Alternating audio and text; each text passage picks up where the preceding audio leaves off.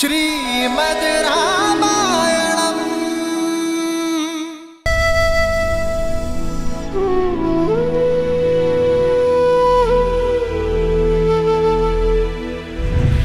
तुम भी अपनी आंखों के तारे से दूर हो जाओगे, अपने धर्म रक्षक पुत्र के वियोग में तरस तरस कर मरोगे तुम। मुझे आप नहीं, राम चाहिए, राम चाहिए।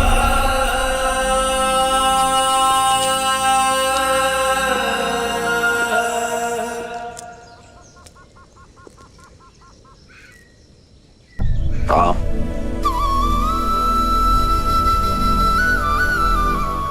मैं आपसे नहीं पूछूंगा पिताश्री कि आपको क्या हुआ है, क्योंकि आपकी व्यथा मैं समझता हूं। ये जान के प्रसन्नता हुई कि तुम मेरी व्यथा समझते हो। किंतु ब्रह्मर्षि विश्वामित्र एक पिता से नहीं, एक राजा से सहायता मांगने आए थे पिताश्री। मत भूलो कि राजा होने के साथ साथ मैं एक पिता भी हूं। क्या राजा होने का यह अर्थ है कि मनुष्य अपने पिता होने की भावना को मिटा दे? क्या एक मनुष्य होना मेरा अपराध है? क्या मेरा पिता होना अपराध है? यदि तुम मेरे स्थान पर होते तो राजा बनते या पिता?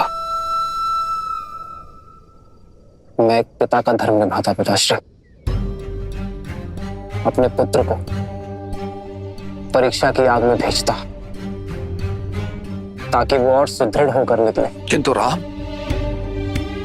तुम जिनसे युद्ध करने जा रहे हो वो राक्षस हैं। और जिनके लिए युद्ध कर रहे हैं वो ब्रह्मर्षि विश्वामित्र है पिताश्री। मैंने उनकी कथाएं सुनी है पिताश्री, जो एक राजा होकर एक ब्रह्मर्षि बन सकने जैसा तप कर सके, जो किसी को स्वशरीर स्वर्ग भेजने का सामर्थ्य रखते हैं। उनके साथ सुरक्षा का कैसा भय पिताश्री? जिनके पास असंख्य दिव्यास्त्र हैं, वो पूरा संसार छोड़कर यदि यहाँ आपके पुत्र को लेने आए हैं तो अवश्य ही कोई कारण होगा पिताश्री।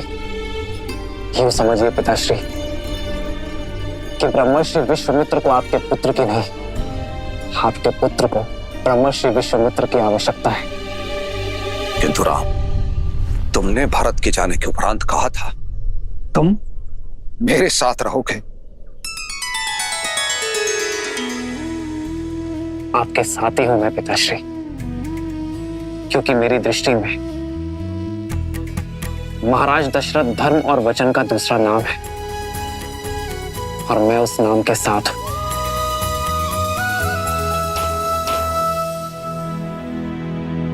आप एक पुत्र क्यों चाहते थे पिताश्री?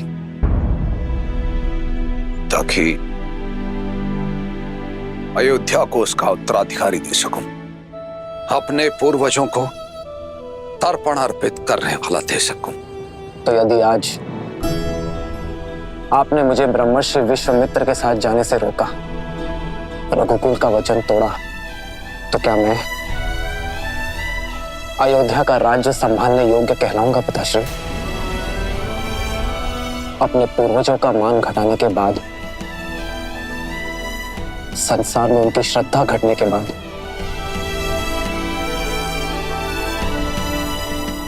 क्या मैं उनका श्राद्ध कर पाऊंगा पिताश्री? मैं आपका पुत्र हूं पिताश्री।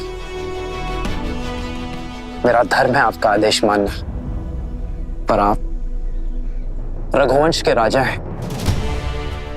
चयन की दुविधा आपकी होगी और आदेश भी आपका ही होगा कि क्या मैं ब्रह्मर्षि विश्वामित्र का सहायक बन के विदा लूंगा, या यही अयोध्या का मान रघुकुल की प्रतिष्ठा को खंडित होते देखूंगा।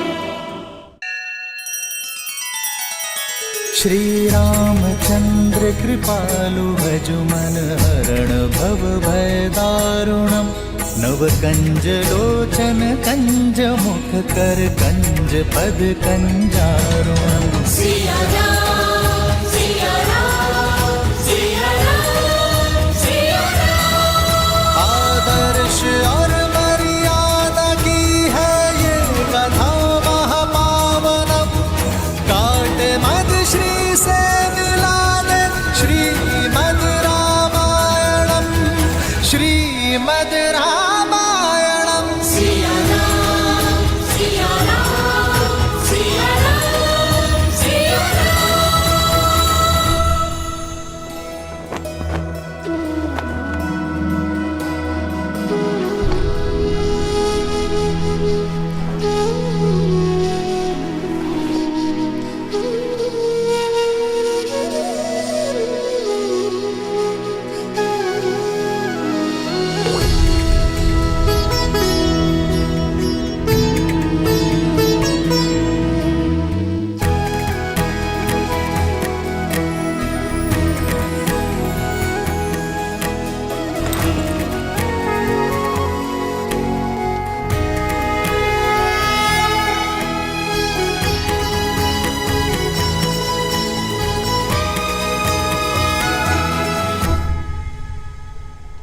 लक्ष्मण कहाँ है माँ? क्या वो अपने बड़े भाई को विदा करने नहीं आएगा? वो तुम्हारे लिए अस्त्र और शस्त्र लेने गया है पुत्र।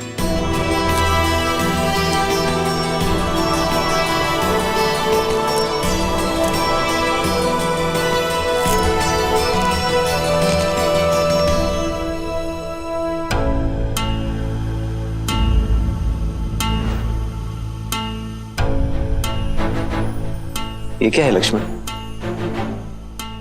ये दो धनुष? अब दो योद्धा एक धनुष से कैसे लड़ेंगे भैया? दो?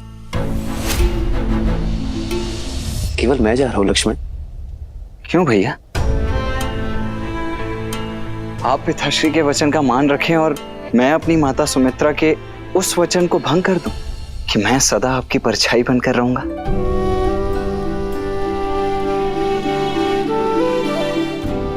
नहीं भैया, मैं तो सदा आपके साथ ही रहूंगा। लीजिए।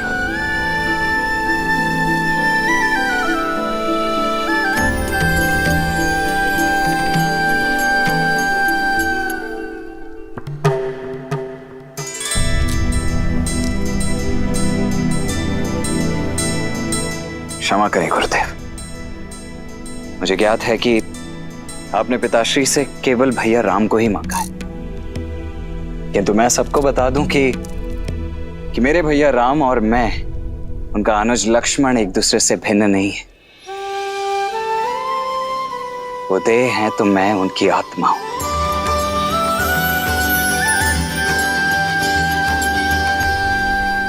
उद्दंडता के लिए क्षमा चाहता हूं, किंतु आत्मा के बिना देह आपके किसी काम की नहीं।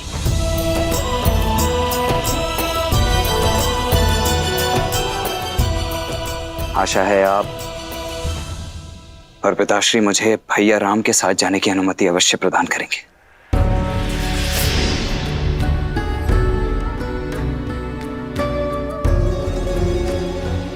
देखकर ही प्रतीत होता है कि लक्ष्मण अपने बड़े भैया का कवच है। राम तो युद्ध के लिए मेरे साथ जा रहा है, परंतु उसका कवच उसके साथ जाएगा अथवा नहीं, ये निर्णय और ये चयन दोनों ही मात्र आपके होंगे।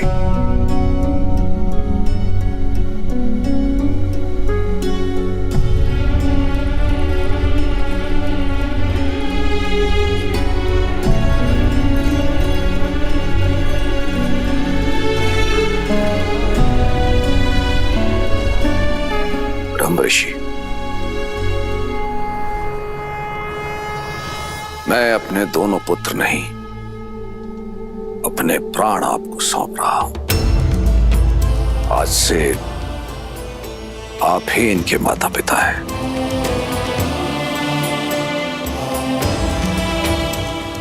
महाराज, आप अपने नेत्र मुझे दे रहे हैं। ये नेत्र अब जो मार्ग प्रशस्त करेंगे वो मात्र इनके लिए नहीं, अपितु सारे संसार का दृष्टिकोण बदल देगा।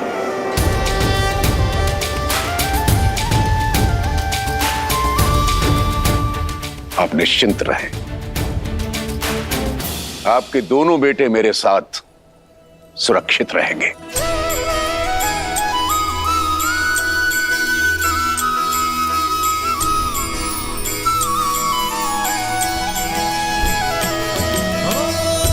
दिया दर्दो तनया बुलाए, हृदय लाई बहु भांति सिखाए। पिताश्री का ध्यान रखना माँ। मेरे प्राणनाथ सुत दो,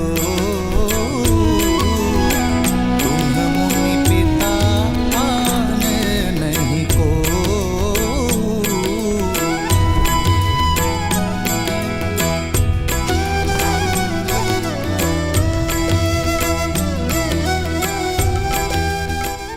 मैं लक्ष्मण का ध्यान रखूंगा सुमित्रा माँ। जहाँ राम साथ हो वहां मुझे लक्ष्मण की चिंता क्यों रहेगी पुत्र। रघुकुल का मान बढ़ाना।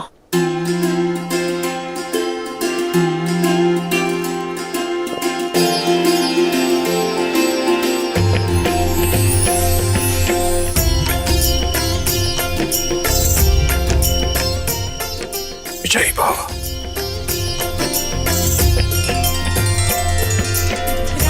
सिया राम जय जय राम। ओ मंगल भवन अमंगल हारी, द्रवहु सुदशरथ अजर बिहारी। अपना ध्यान रखना पिताश्री। सीतारामचरित अति पावन, मधुर सरस अरु अति मन भावन।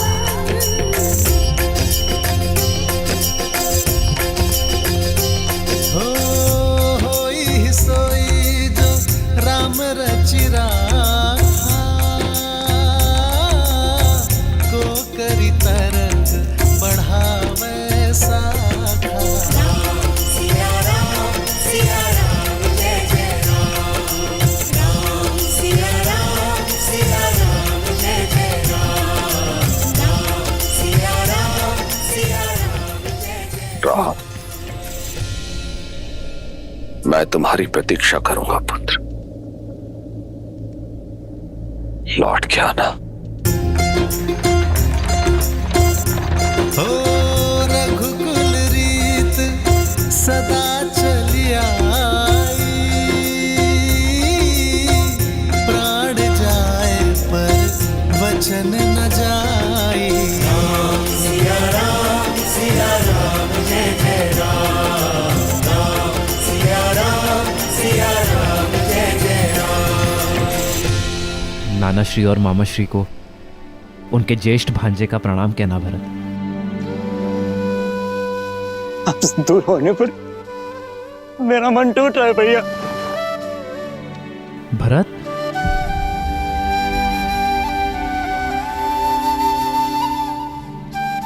शांत हो जाओ भरत। भरत, मेरा मन गर्वित है भरत।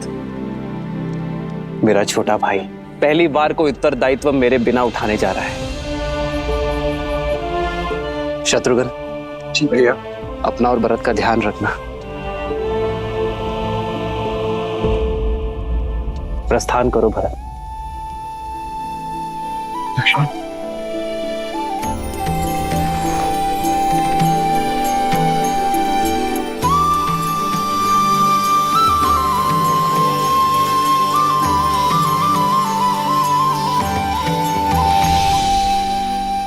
प्रस्थान करो।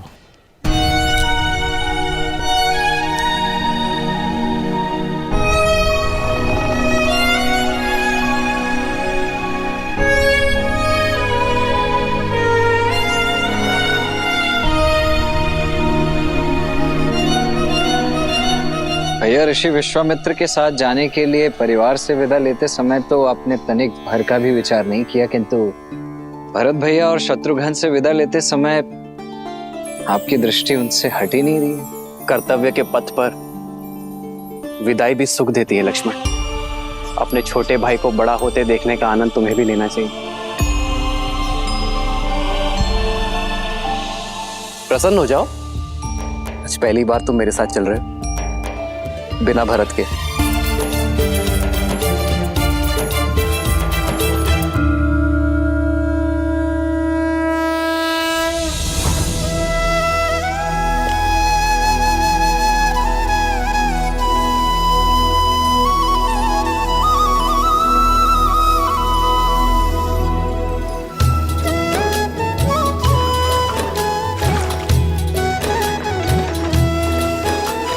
प्रियजन से दूर होना भारी मन का द्वंद, पर बिछड़ न कर्तव्य के लिए एक वीर का आनंद।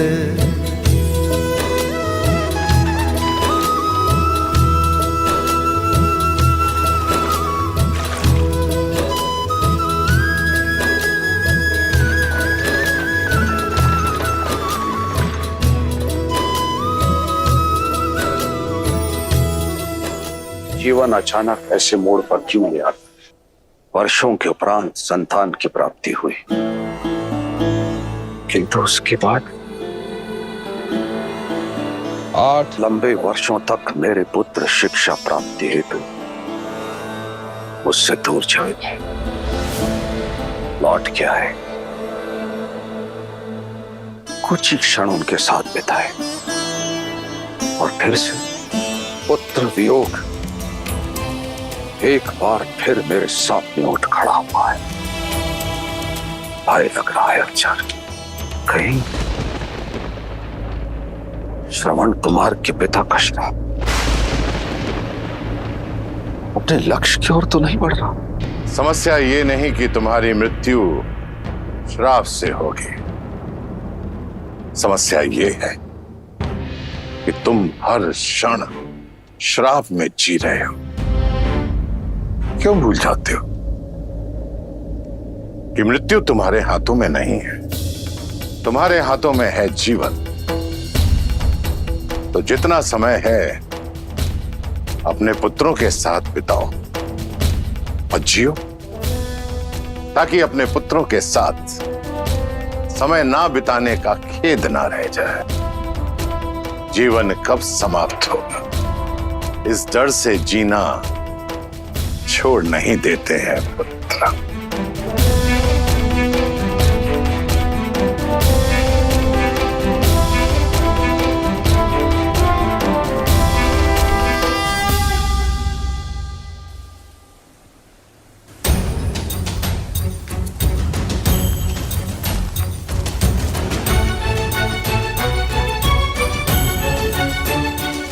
भैया, भैया सुनिए ना, आपको ज्ञात है क्या हम जा कहाँ रहे हैं? तुम स्वयं पूछ लो उनसे। मैं नहीं, ठीक है। थक गए क्या दशरथ नंदन? जी आचार्य, नहीं तो भैया चलिए ना, आइए।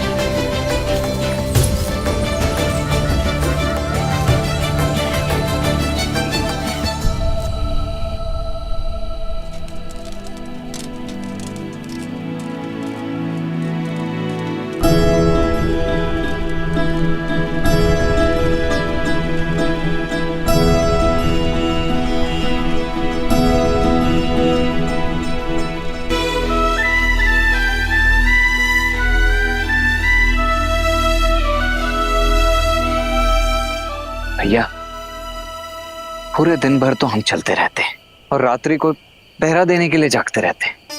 ना भोजन है ना जल है। ये गुरुदेव हमसे चाहते क्या है? कोई कारण अवश्य होगा लक्ष्मण। यदि कार्य सरल होता तो गुरुवर इतनी दूर चलकर अयोध्या नहीं आते।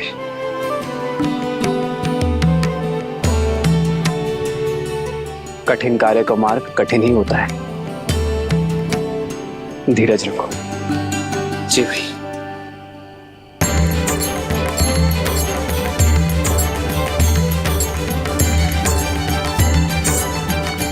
गुरुदेव, जलाशय।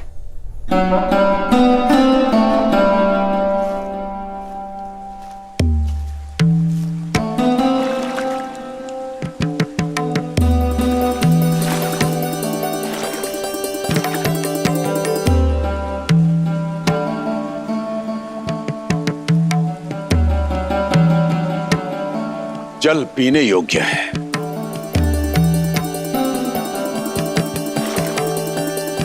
पी नहीं सकते।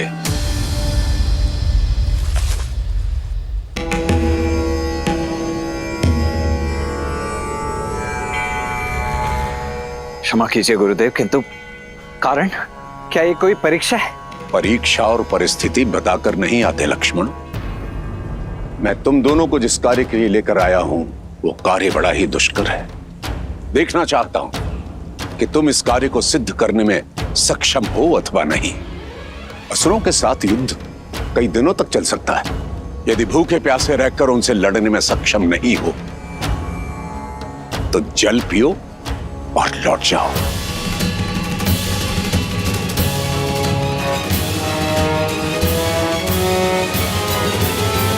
भूख और तृष्णा पर उनका वश नहीं है। उनके शरीर को भूख लगती है तो वो चोरी करते हैं, छीनते हैं, लूटते हैं और अपने मन की भूख और तृष्णा को वे अपराध करके शांत करते हैं। इसका अर्थ समझते हो?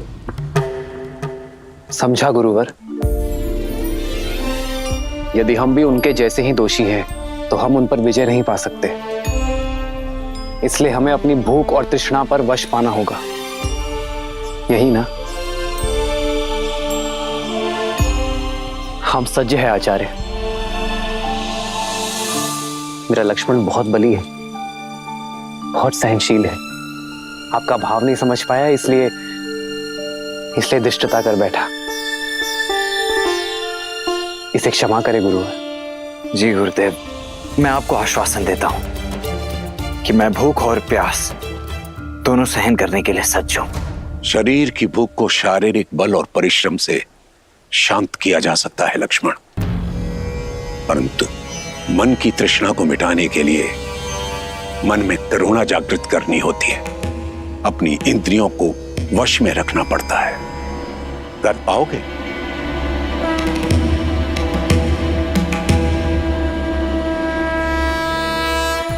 तो फिर चलते हैं। गंतव्य तक पहुंचने में और 4 दिन लगेंगे।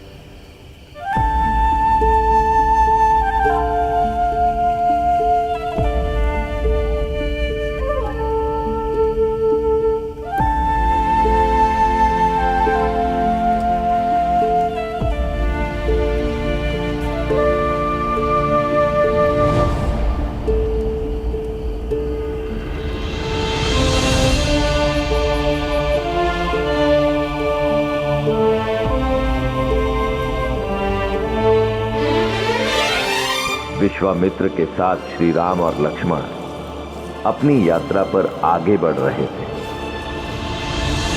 और मिथिला में समय सीता के स्वयंवर की ओर बढ़ रहा था। विश्वास नहीं होता, सीता दीदी के स्वयंवर के निमंत्रण पत्र जा रहे हैं। सोचा भी नहीं था ना, बचपन का साथ अचानक क्यों ही। सीता दीदी हमारे बिना रह लेंगी? माँ भी तो अपना मायका छोड़कर यहाँ रहती है ना, क्या वो प्रसन्न नहीं?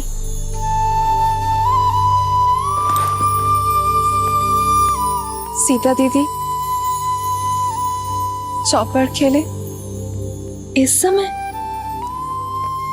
जितना समय यहाँ पर हो खेल लो ना दीदी।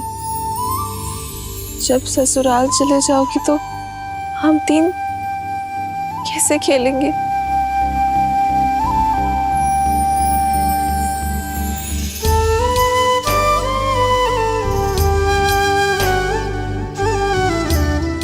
अरे चलो चौपड़ खेलते, चलो। तुम इतना क्यों हंस रही हो? क्योंकि सीता दीदी कहीं नहीं जाने वाली। अब ज्येष्ठ पिताश्री ने नियम ही कुछ ऐसे रखे हैं। जिस शिव धनुष को सैकड़ों लोग मिलके केवल हिला पाते हैं, उसे कौन तो उठाएगा और कौन प्रत्यंचा चढ़ाएगा? तर्क तो उचित है, पर फिर सीता दीदी ने कैसे उठा लिया था? हाँ दीदी बताओ ना, जब आपने शिव धनुष उठाया था तो क्या था आपके मन में? नहीं जानती, बस इतना स्मरण है कि मेरे मन में ना तो कोई भय था और ना कोई भार।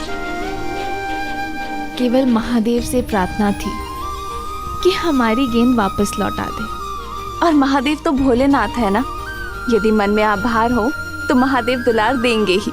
हाँ, और वो वर भी देंगे जो उनका धनुष उठा के आपको ब्याह ले जाएगा।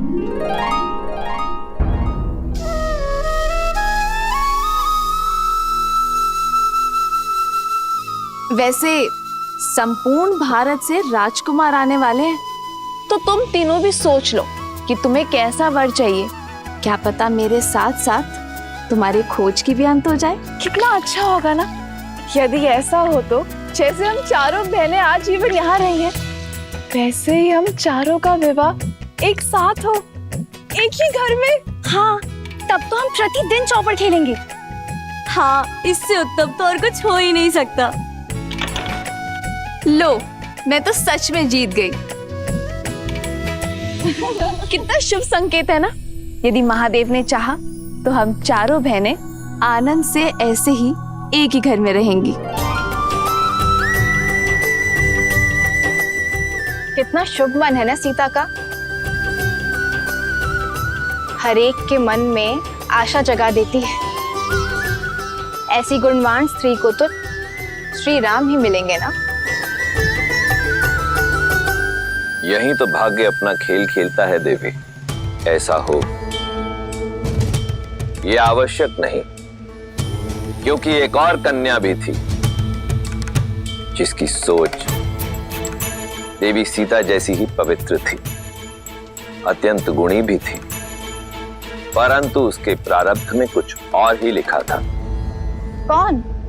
महान शिल्पकार मयासुर की पुत्री मंदोदरी।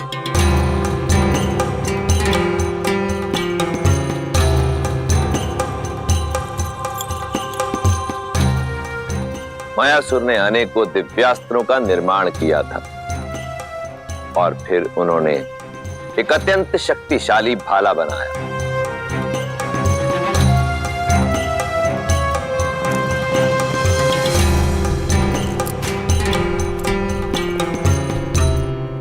बड़ा तेजवान और दृढ़ भाला बनाया है पिताश्री।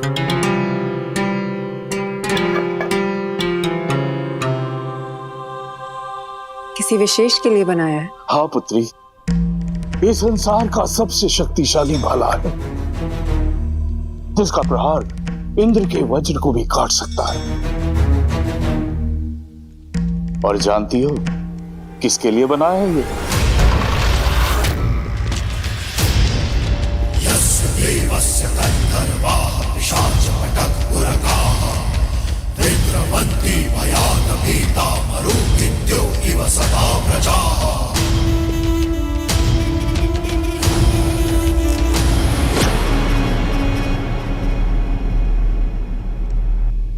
तुम? मैं लंकेश दशानन रावण। मायासुर, सुना है कि तुम्हारे पास कुछ ऐसा है जो केवल मेरे योग्य है, तो लेने चलाया अद्भुत अस्त्र। यह अस्त्र मैं तुम्हें नहीं दे सकता दशानन। दशानन ये भाला लेने नहीं आए हैं पिताजी।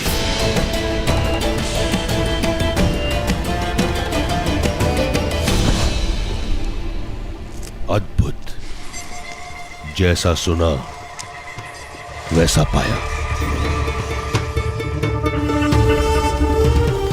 आंखों में तेज, वाणी में दृढ़ता, रूप में ज्वाला और बुद्धि में पैनापन।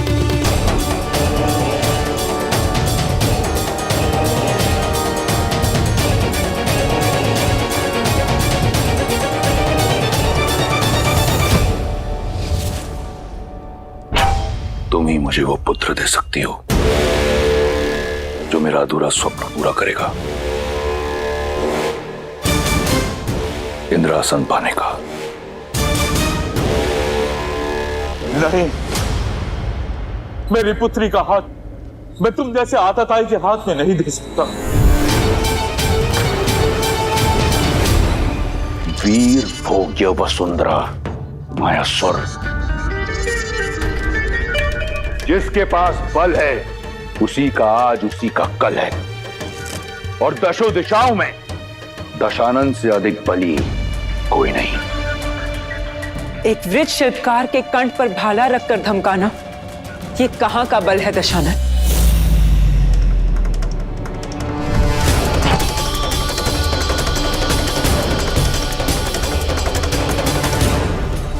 भय नहीं लगता तुम्हें रावण के समक्ष ये सुर साटते हुए?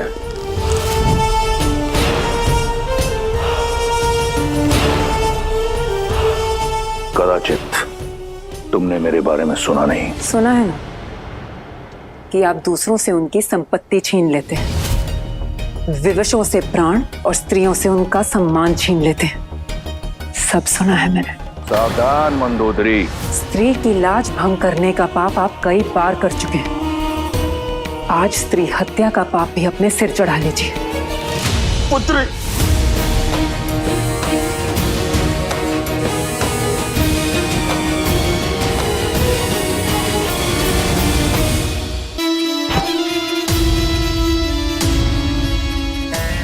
प्राण नहीं लूंगा तुम्हारे। सुंदर स्त्रियों के प्राण नहीं लेते, उनके लिए प्राण न्यौछावर किए जाते हैं। मायासुर, तुम्हारी पुत्री मेरी हुई, और ये भाला मैं भेंट स्वरूप स्वीकार करता हूं। शस्त्र छीना जा सकता है दशानन, पर साथ मांगा जाता है। समान नहीं हूं मैं, सम्मान से एक सज्जन बनकर मेरे पिताश्री से मेरा हाथ मांगिए।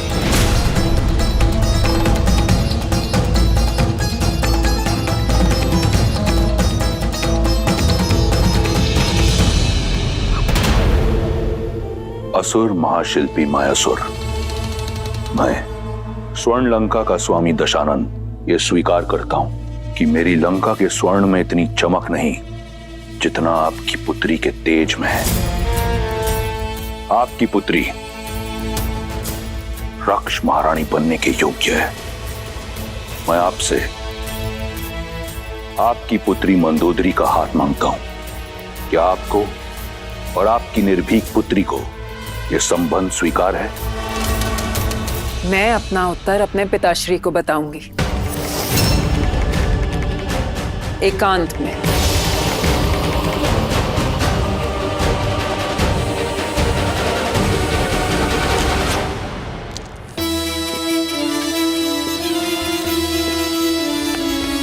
पिताश्री, पिताश्री उठे, उठे पिताश्री। पुत्री, तुम ऐसा नहीं कर दशानन सकती। है वो पिताश्री, वो चाहे तो सब कुछ नष्ट कर कर हमें बलपूर्वक यहाँ से ले जा सकते हैं। इससे अच्छा होगा कि हम सम्मान के साथ जाएं। अपने पिता की रक्षा के लिए तुम अपने जीवन का मार्ग एक पापी के साथ चुनोगी? कैसी आपदा है? नहीं पिताश्री, ये आपदा नहीं, अवसर है। किसी को कीचड़ से निकालने के लिए उसका हाथ थामना पड़ता है। असुरों का सुर साधने के लिए ये त्याग मुझे करना होगा। रावण को मार्ग पर लाना असंभव है। जानती हूं, मैं वर्तमान तो बदल नहीं सकती पिताश्री, पर भविष्य तो संवार सकती हूँ। दशानन की संतान को, असुरों की आने वाली पीढ़ी को मार्ग तो दिखा सकती हूँ। असुरों की आने वाली पीढ़ी धर्म पर चले, इतना प्रयास कर सकती हूँ पिताश्री। मुझे आज्ञा दीजिए पिताश्री।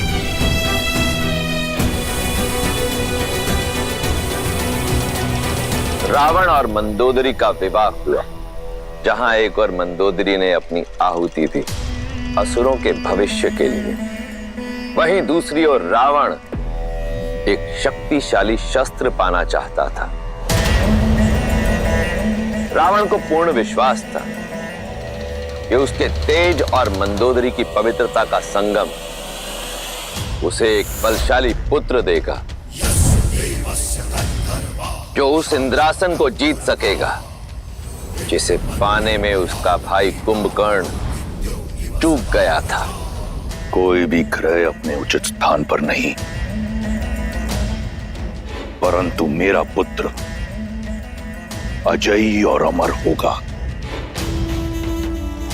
जो मैं तप से ना पा सका, मेरा पुत्र भाग्य से पाएगा। जो भी ग्रह नक्षत्र की स्थिति प्रतिकूल है, उन्हें अनुकूल होना होगा।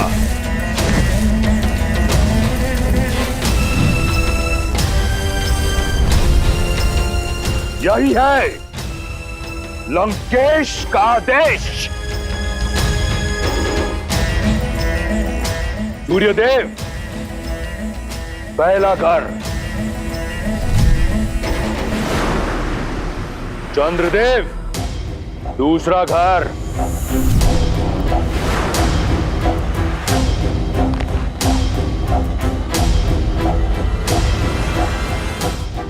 रावण ने अपने बल और भय के प्रताप से सभी ग्रहों को अपने पुत्र की कुंडली में अनुकूल परिस्थिति में आने के लिए विवश कर दिया। शनिदेव सातवां घर,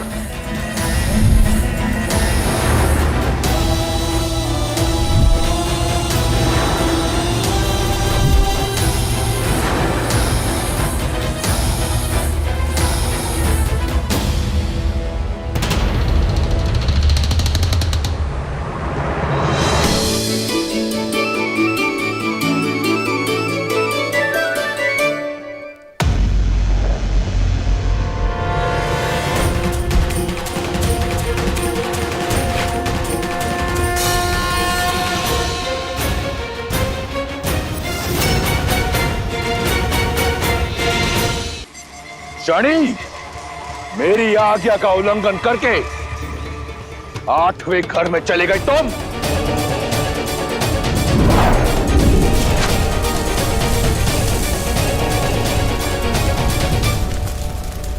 तुम अपने बल से, अपनी हट से नियति के लेख को नहीं बदल सकते रावण। तुम्हारे पुत्र की कुंडली पर और तुम पर मेरी दृष्टि पड़ चुकी है रावण। मूर्ख, कदाचित अपनी कुंडली जांच कर नहीं आए तुम आज।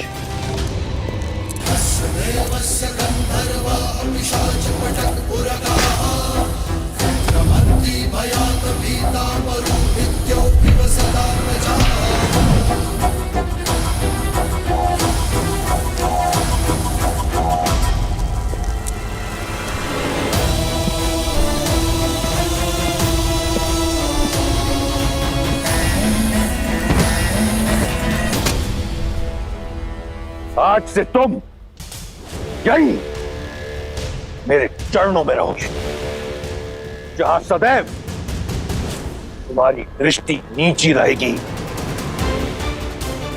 ताकि दृष्टि उठाकर ना तुम लंका देख सको और ना लंकापति का पुत्र।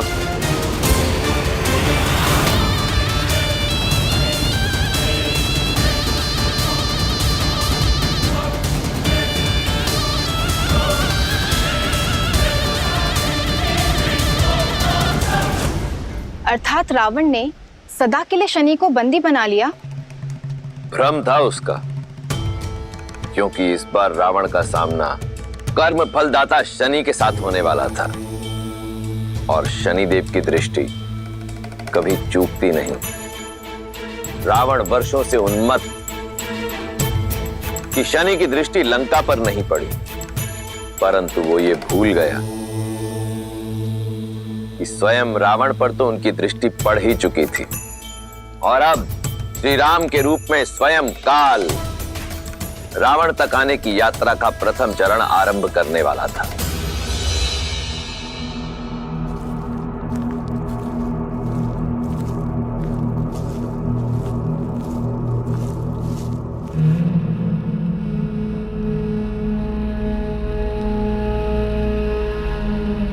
बड़ा ही भयावह वन है ये।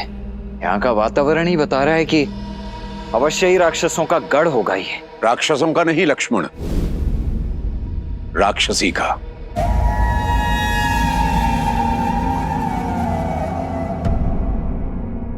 मैं तुम्हें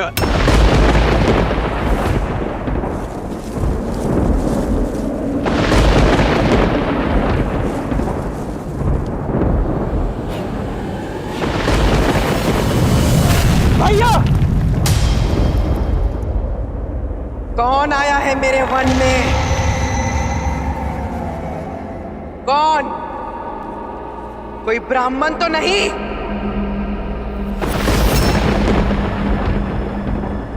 ब्राह्मण? मैंने चेतावनी दी थी कि मेरे वन में ऋषियों का आना मना है।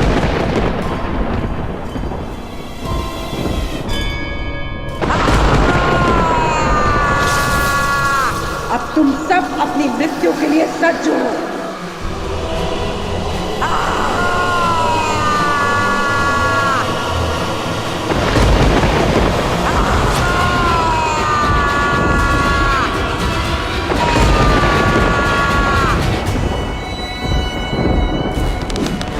भैया, प्रहार की आज्ञा दीजिए।